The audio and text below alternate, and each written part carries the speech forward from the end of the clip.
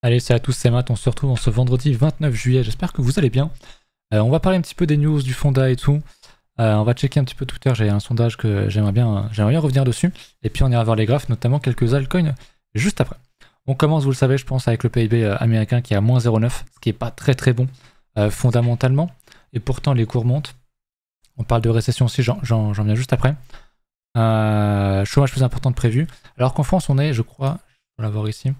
En France, on est quand même à plus 0,5.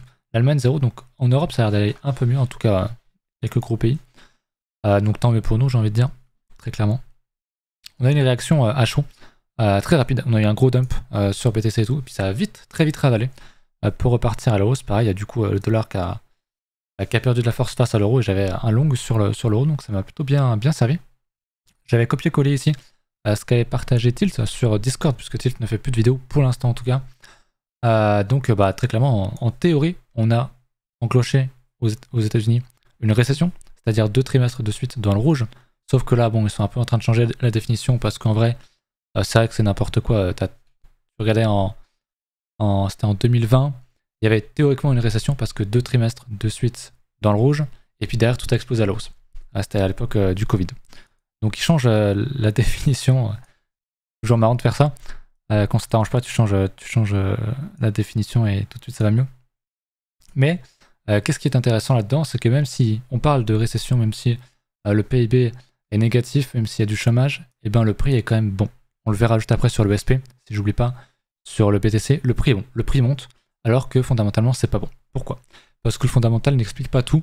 En tout cas, à l'instant donné, peut-être qu'on a trop surréagi dans les prix et qu'on est en train un petit peu de racheter un petit peu ce FOMO à la baisse, ce FUD, tout simplement. Ça peut être une explication, c'est comme ça, il peut y en avoir d'autres. Personne ne détient la vérité. Mais voilà, on se concentre sur les signaux par rapport à ce qu'on voit actuellement. Contentez-vous vraiment de lire le prix et de ne pas trader les news, le fonda, parce que vous allez juste vous tuer. Vraiment, je vous conseille et je vous déconseille vraiment de trader les news. C'est quelque chose de très compliqué à faire. Voilà, donc le mieux c'est de rester léger. Et on verra ce qui se passe les prochains jours. Mais bon, jusqu'à fait BTC, je reste quand même largement haussier dans mon cas. Je vous avais posé une question ce matin, à votre avis, pour master le trading et investissement, que faut-il prioriser? Il y a eu pas mal de réactions. Donc j'avais proposé l'analyse fondamentale, l'analyse technique, le money management, ou les trois de manière à peu près égale. Donc je suis content, j'ai refait un tweet, voilà. Peu d'AT ou d'AF dans les réponses, je suis très content. Parce que l'analyse technique et l'analyse fondamentale ne fonctionnent pas. Et pourtant, c'est bien moi qui dis ça, moi, un pro AT. Mais c'est la réalité, c'est un support pour s'aider, oui. Mais c'est pas le truc principal qui fait que tu vas gagner de l'argent ou pas. Ce qui fait que tu vas gagner de l'argent ou pas, selon moi, la bonne réponse c'était le money management. Les trois peuvent être importants. Tu peux trader avec l'analyse technique, comme je le fais. Tu peux trader avec l'analyse de fondamentale, bien sûr. Mais ce qui va faire que tu vas gagner ou pas, c'est le money management et le risk management. Donc il y a quand même 40% des gens qui avaient la bonne réponse, et on va dire 41 autres % qui avaient quand même une bonne partie de la chose. Bien sûr, hein, comme j'ai dit en commentaire, tu peux être full fondamental si tu fais du très long terme, c'est quasi obligatoire, j'ai envie de dire. Et encore pas forcément, mais ça s'entend très largement. Et pour autant, si tu as un money management foireux, eh ben, tu vas tout perdre, d'accord?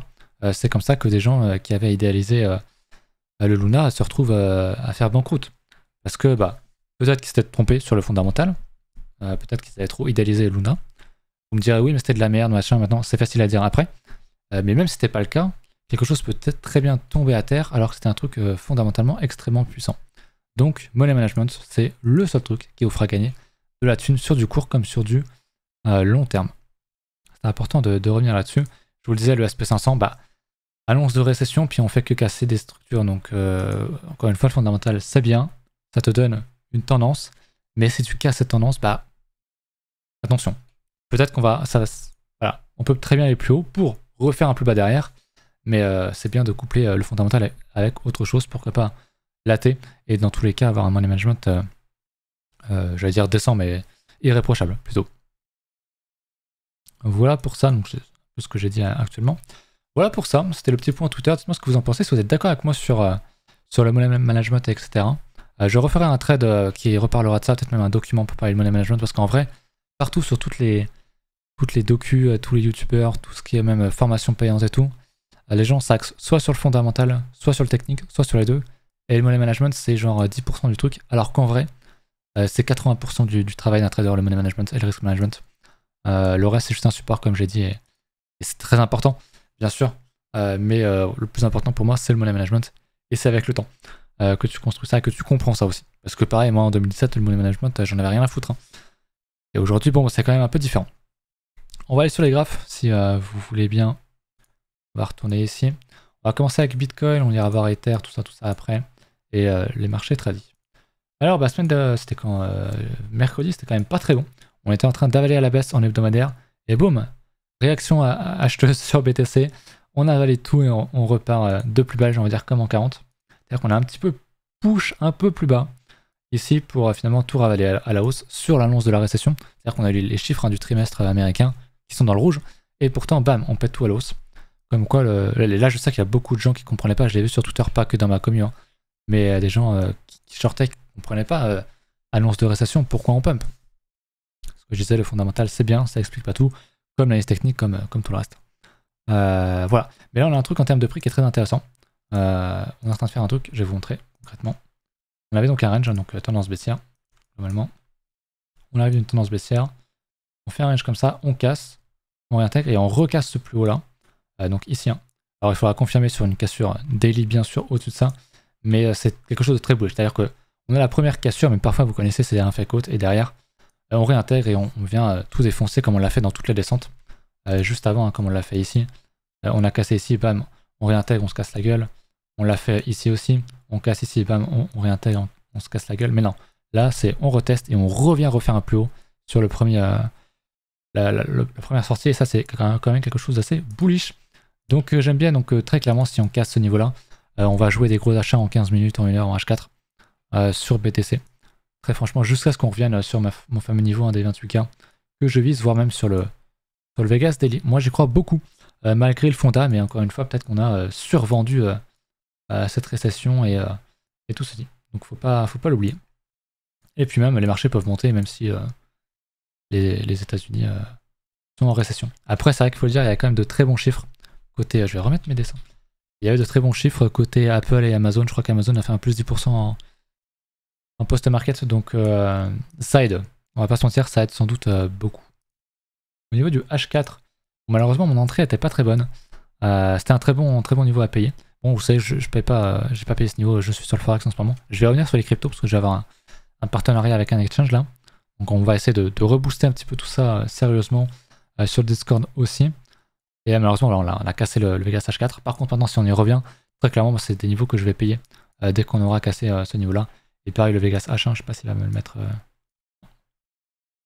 Encore le Vegas H4, j'ai bloqué sur le H1. Je crois que voilà, ici j'ai les deux.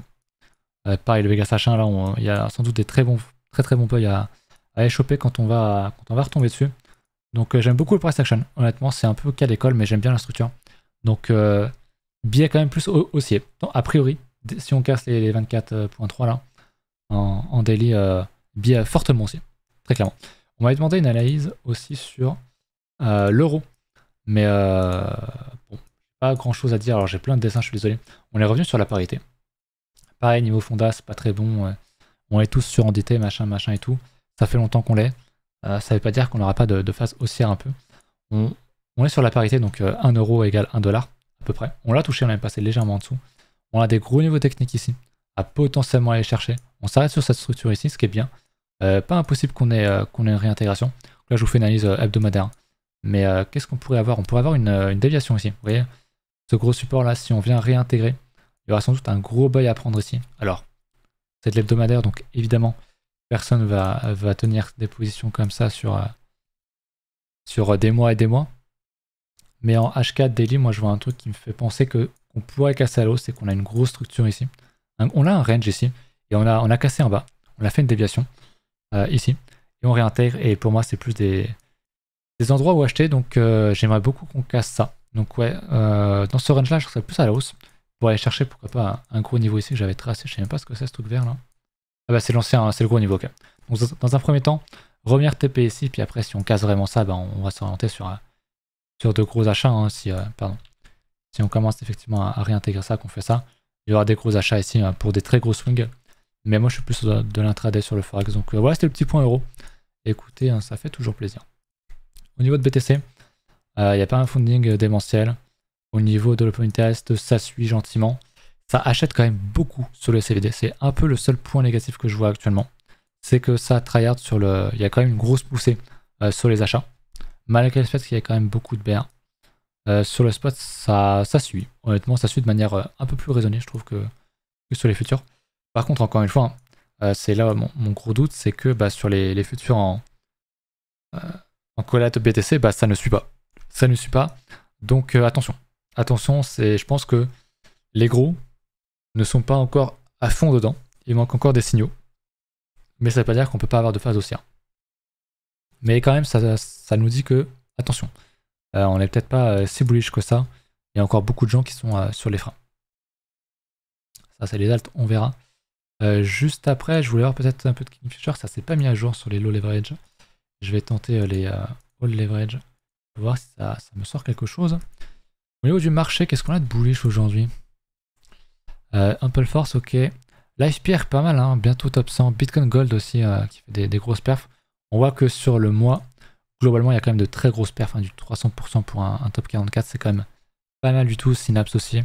Malgré le marché, donc c'est bien. C'est bien, on a un petit regain d'intérêt.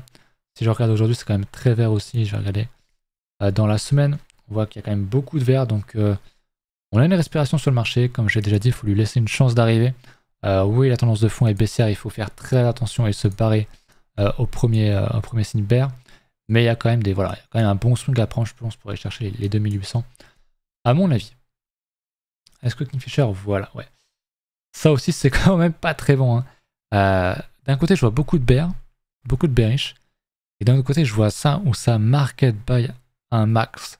Et ça, j'avoue, j'ai du mal. Parce qu'on est en train de créer vraiment des gros niveaux en bas. Et j'aime pas du tout. J'aime pas du tout. Je vais essayer en medium leverage.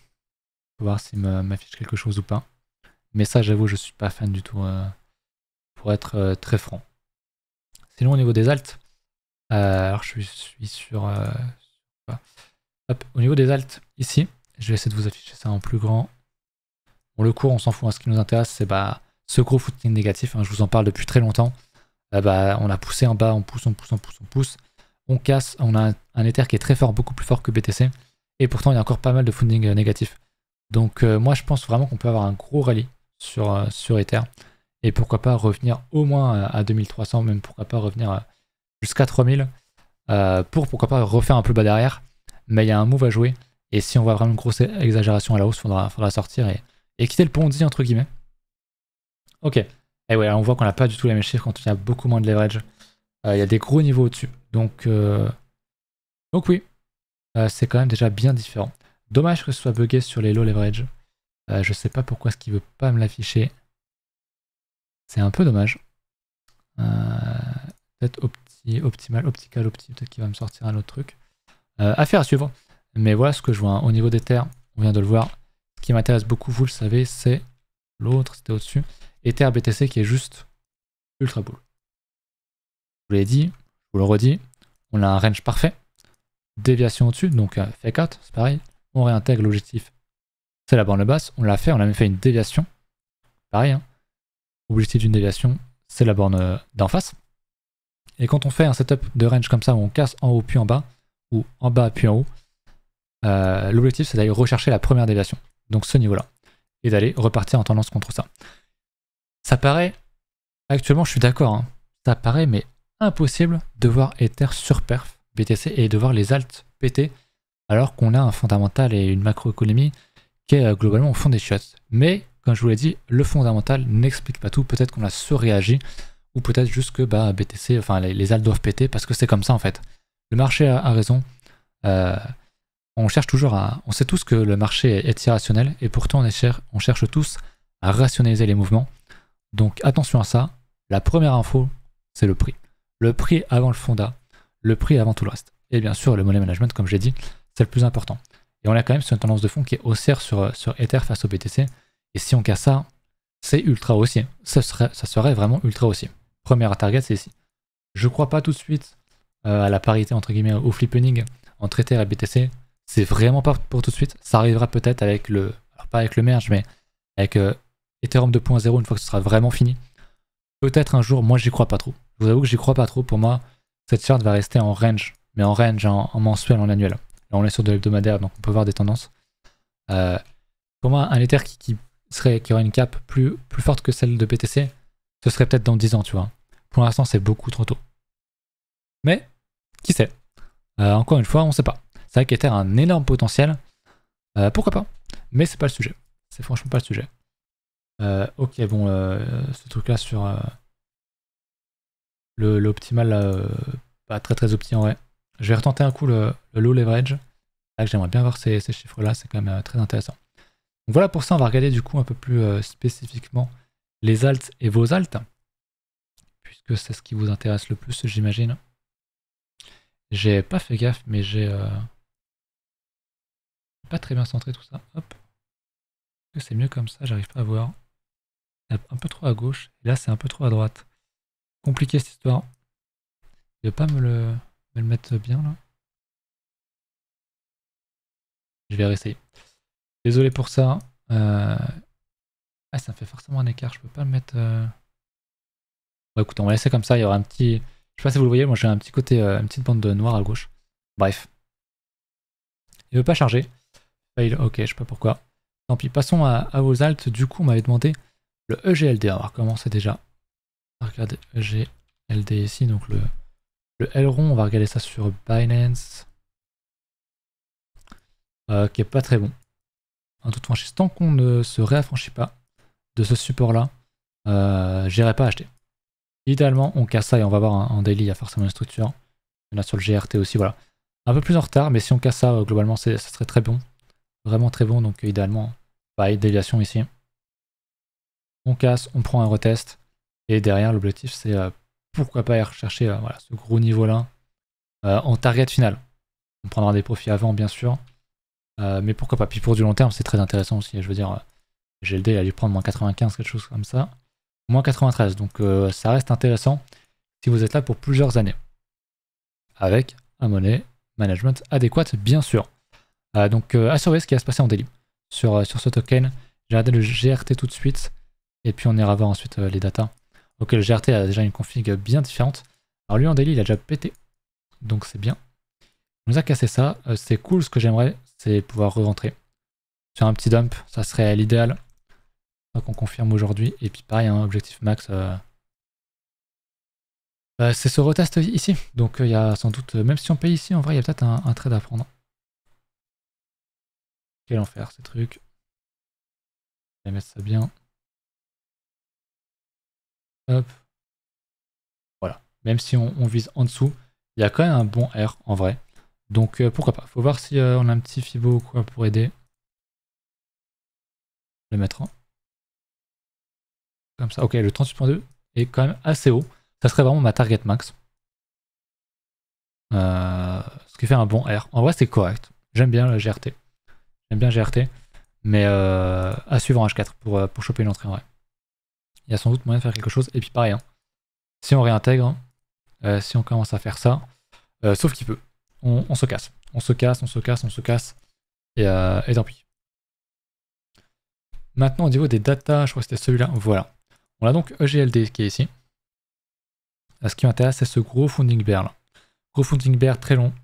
Alors, on l'avait eu pareil au top, ce qui est très étonnant. C'est très rare de voir ça. Je ne sais pas ce qui s'est passé ici. Avec beaucoup de positions qui s'ouvrent. Et ça commençait à s'ouvrir. Ouais, ça commençait à s'ouvrir dans la montée, mais aussi dans la descente. Très bizarre ce qui s'est passé ici. Je ne sais pas du tout comment interpréter ça. Il y a eu beaucoup de rect. Je pense que c'était un mélange d'achat et de vente, mais il y avait quand même un beau footing négatif. C'est très rare de voir ça au top. De toute façon, les footings négatifs, on les vu dans des tendances baissières, hein, comme ici. Ici, bon, on voit pas très bien parce qu'il y a l'autre qui est un peu petit, mais concrètement, voilà ce qu'on avait ici. On avait quand même du beau footing négatif. Ça a posé un bottom. Là, c'était sur un top, donc on s'en fout. Et on cherche un bottom, donc en tendance baissière. On a à nouveau ce phénomène-là, comme les alts que je vous ai montré tout à l'heure de manière générale. Pas trop étonné. Pareil. Gros footing négatif avec beaucoup d'ouverture de position. J'en avais déjà parlé, ça c'est des shorts, hein, des FOMO shorts, des gens qui voient un truc tomber, qui short. Qui sortent en masse, donc c'est un peu con pour eux. je pense qu'ils vont se faire laver, littéralement laver. Sur les fûts, ça y va tranquille, ça achète pas trop. C'est assez tranquille. Sur le spot, ça achète pas. Donc là, vraiment, les gens sont en train de vendre un max. Et est-ce que ici, c'est en train d'acheter un petit peu intelligemment ou pas? Ça suit à peu près le cours. Il y a un bon achat ici, donc j'aimerais bien voir une cassure sur de ce niveau-là, sur le CVD marginé en ESGLD. Et ce serait quelque chose de très intéressant. Donc à faire suivre, mais j'aime beaucoup ce qu'on voit ici. Je vais regarder du coup le GRT, et je vais me concentrer de ces deux-là. Pour cette vidéo, vous m'en aviez proposé pas mal, c'est gentil. Ok, là il y a un peu moins de Phonic Bear, il y en a quand même un petit peu. Beaucoup, ça commence à ouvrir pas mal de positions. Ok, c'était surtout dans la descente. Ça ouvrait, ah ouais, ça a FOMO de ouf, hein. FOMO vente, tout ça. Tout ça c'est du FOMO sell. Et puis bah derrière, ils vont se faire laver. Je pense qu'on va avoir un truc comme ça sur l'open test. On devrait avoir un truc comme ça sur une explosion du cours. Mark my words, je pense vraiment que c'est un truc qui peut arriver. Donc le GRT, j'aime beaucoup la config. J'aime beaucoup voir ce FOMO avec cette open test qui monte énormément. Oh là là, quel enfer, regardez ça. Ça vend un max sur les contrats dérivés. Oh, ça vend un max. La gueule. Après, c'est peut-être pas un des trucs les plus tradés. Mais quand même, c'est affligeant. CVD, ça vend aussi. Idéalement, là, ça achète un max. Non, ça achète pas. Ça vend aussi énormément. C'est aberrant. C'est aberrant. C'est-à-dire que vraiment, je vois un gros FOMO ici à la vente. Alors que le prix est quand même très intéressant. Et la structure est très intéressante avec un funding qui t'invite pas trop à faire comme tout le monde, quoi. Donc, ouais. On voit bien ce que j'ai montré ici, hein, c'est que globalement sur les alts, ça vend un max. Ça vend sur ça, quoi. C'est une tendance aussi baissière. On le dit depuis de nombreuses semaines, mois maintenant, ça sent le bon achat. Les gens vont chercher l'explication pourquoi tout monte alors que y a le chômage, le PIB, l'inflation, c'est pas normal, short, et puis en fait ça va juste alimenter la hausse. Et peut-être derrière, c'est le scénario de tilt, on irait refaire un plus bas derrière. Moi je pense pas. Je dis pas que c'est impossible, mais je pense que ça pourrait être notre fil rouge pour liquider les gens. C'est-à-dire les gens qui traitent le fond d'art, ils ont un petit setup en plus sur du H1, ils se disent ah c'est bon, c'est le top. Là, les chiffres sont mauvais économiquement, c'est bon, on peut short tranquillement. Alors que non, si le prix monte, enfin, si t'as des structures bullish, faut acheter. Faut faire attention au fonda, bien sûr. Mais non, je vois bien des liquidations en masse. Des gens qui shortent parce que, bah, on est extrêmement bear depuis longtemps. Enfin, regardez cette. Ça fait exactement 200 jours qu'on a posé un bottom. Donc à un moment donné, stop, on va avoir une respiration. Peut-être qu'on ira refaire un plus bas derrière. Mais là, on a un truc qui est bullish. Voilà. C'est mon avis. Malgré les annonces, je pense qu'il faut vraiment en tenir compte. Est-ce que j'ai autre chose à dire? Je voulais voir le SP tout à l'heure. On va regarder ça vite fait. Mais ça monte, hein, concrètement. Ça monte encore depuis mon screen. Donc le trade était bon, j'allais prendre des profits d'abord sur ce niveau-là. Chose faite du coup, et puis maintenant on va essayer de ride ça. Pareil, la tendance de fond est baissière, mais il y a un bon ride à prendre. Voilà, si je prends ça comme ça. On est où en termes de Fibo là? Ok, on est à 38.2. Le 50-61 points sur un bon TP. Et puis on verra ensuite ce que ça donne, mais j'aime beaucoup le SP. J'aime beaucoup ce que nous fait le SP. Pour être tout à fait franc. L'or reteste les plus bas, ok, il réagit plutôt bien. Tilt en a parlé, je crois, ce matin dans l'école. Moi, c'est vrai que j'aime pas du tout voir ça. Vous le savez, j'étais quand même très bullish sur l'or, hein, quand on voit le mensuel. On a une résistance ici, un plus haut. On consolide.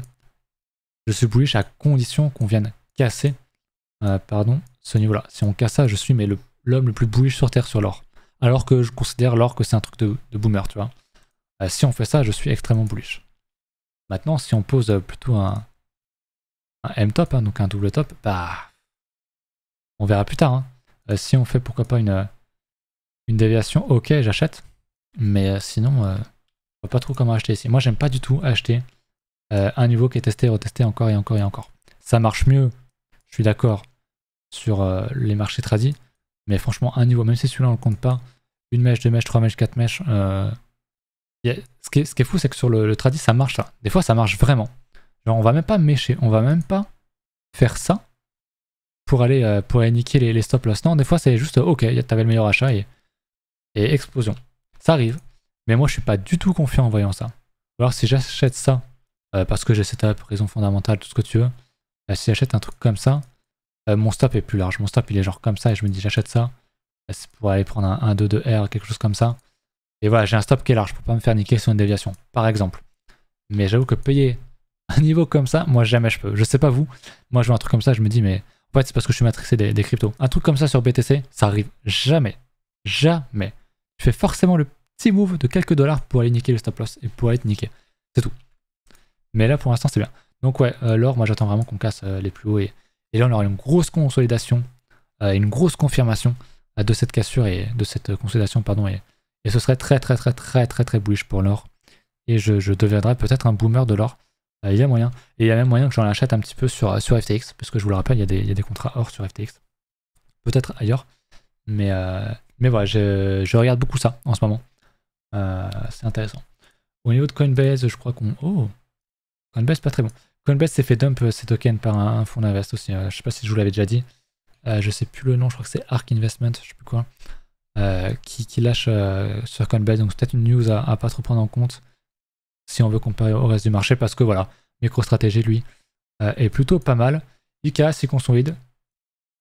On a un cas similaire à BTC. Hein. Si on casse ce niveau-là, bah Moon, hein, en fait, tu prends le trade. Hein. T'as un achat là, t'as un stop là. Ça te fait concrètement un R très intéressant. Je veux dire, je vais aller rider toute cette hausse. Je vais mettre en hebdomadaire pour identifier les bons niveaux. Je vais mettre plutôt en 3 jours.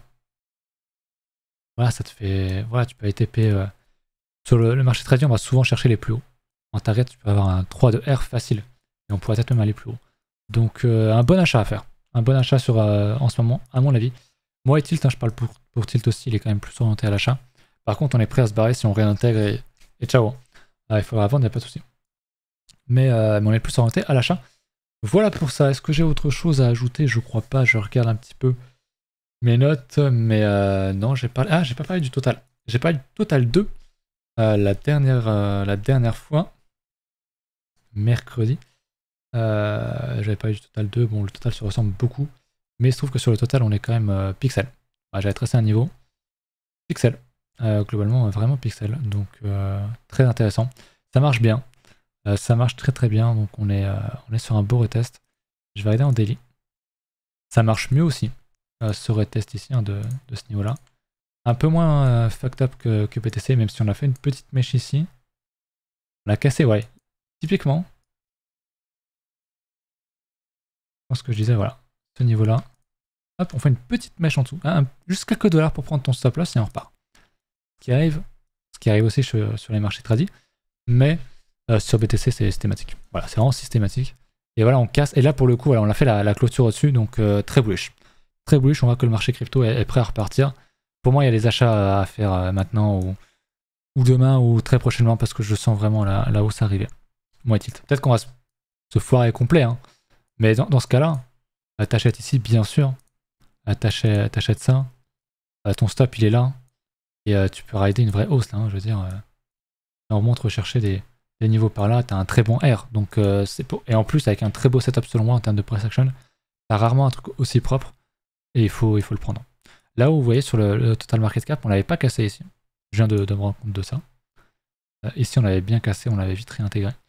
Bref, voilà. La vidéo est assez longue, j'espère qu'elle vous a plu. Putain, je suis à 28 minutes. J'avais pas fait gaffe. Sincèrement désolé, j'espère que ça vous a plu.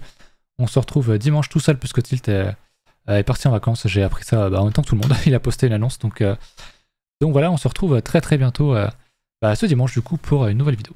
Salut!